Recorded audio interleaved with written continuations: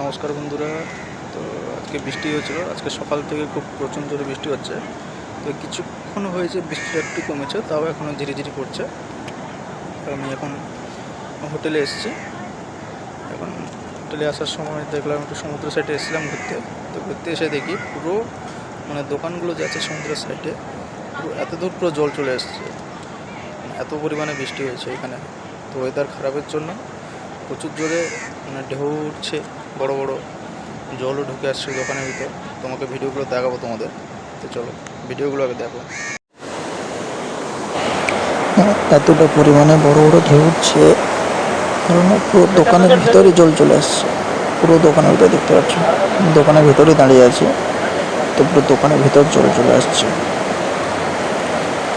বুঝতে পারছেন কীরকম বৃষ্টি হয়েছে এখানে। এর আগেও দেখেছি ওয়েদার খারাপ হলে এতটাও ঢেউ আসে না, দোকানের ভিতরে জল আসে না। তো আজকে তো পুরোপুরি জল চলে আসছে দেখুন।